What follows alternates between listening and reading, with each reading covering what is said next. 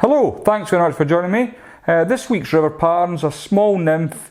I got the idea from a pattern from Lucian from Troutline. I think it's going to work really well come the summer months. So let's get to it.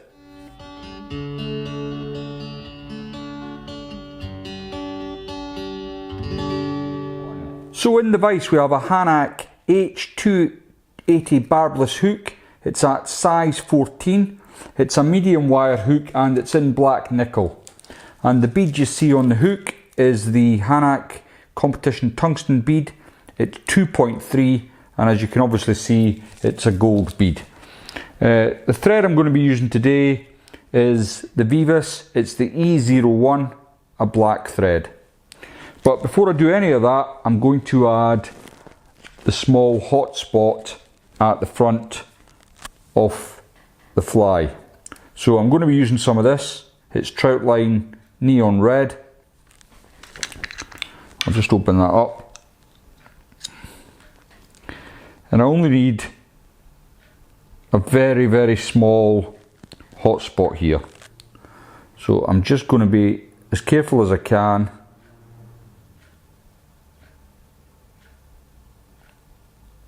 And just work that round the shank of the hook.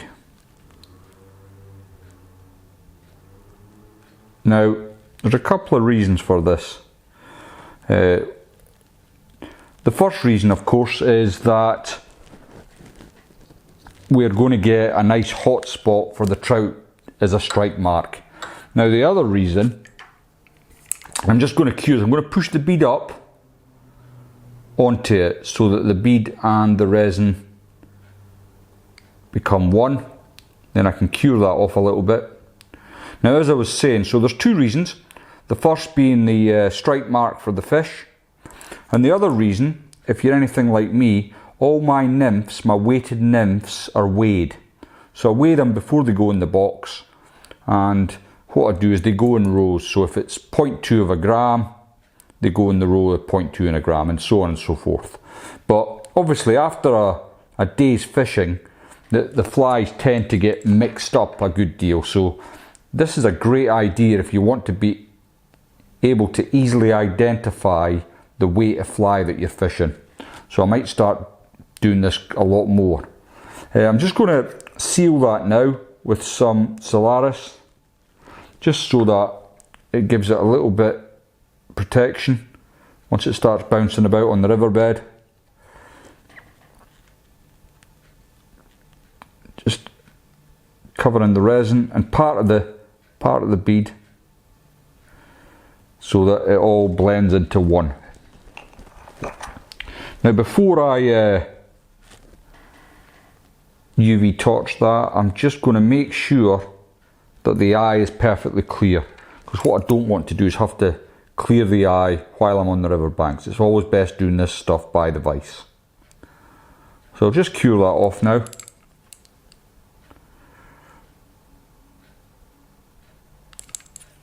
And that's my hot spot come weight marker at the front. And obviously the resins come in various different colours, so you could have a whole sort of coded system going on where you weight your flies. Now, first thing I'm going to do is just add some wax to my thread, and then I can get a layer down. I'm going to bring the thread back using the rat's tail as a guide to just where the barb would be on a hook, or just before, so I've got room to get a turn in once I've removed my rat's tail. So I'll get one more turn there just to cover that up. Now, for the tail, I'm going to use just a few strands of CDC. So I've got a CDC feather here. It's just natural, it's not dyed. You could put a dyed feather in if you wish. It would give it an extra strike point at the back. But I'm just going to use a natural one.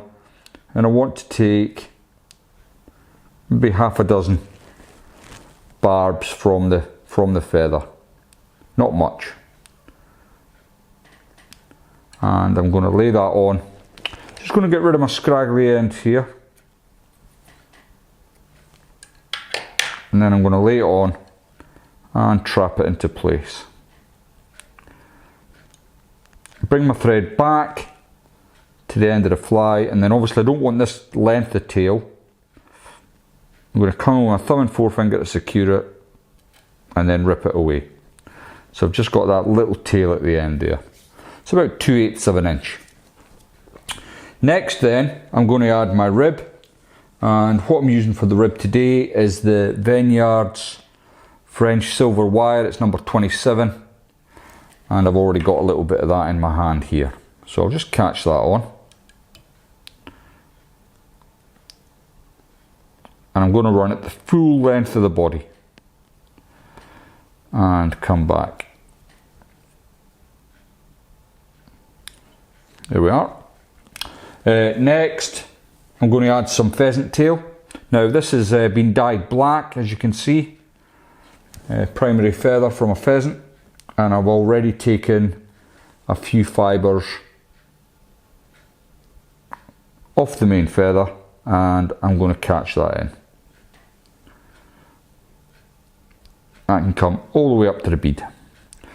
Then, if you feel the need, you can use hackle pliers at this point, but I think I've got long enough strands here just to make this work with my fingers. So if you bear with me, I will bring that body up.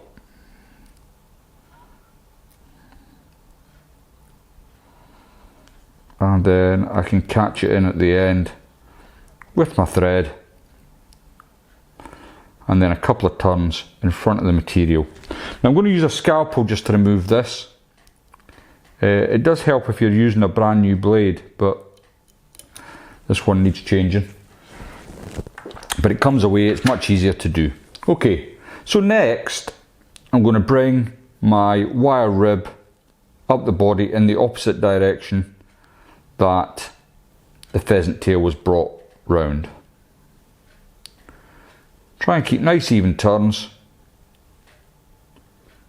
although not like that. Even turns, he says, all the way up the fly till you get to your thread.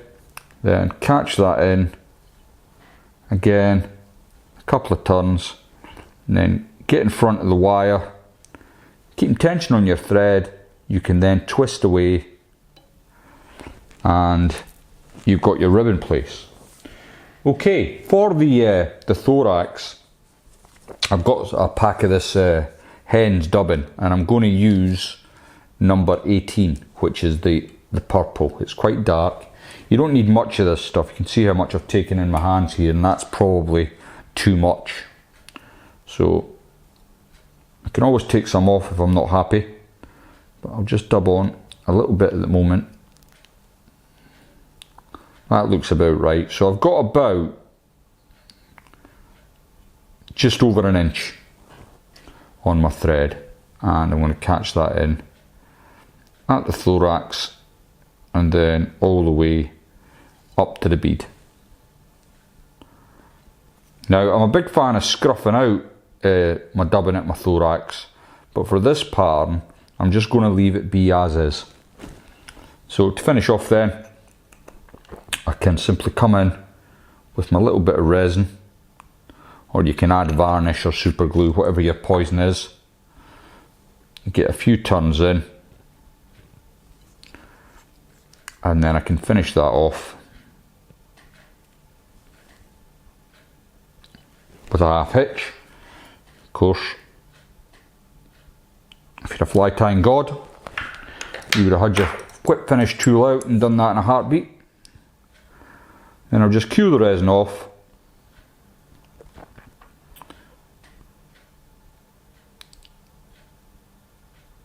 and the job's a good one. Now this is probably the biggest I would tie this fly.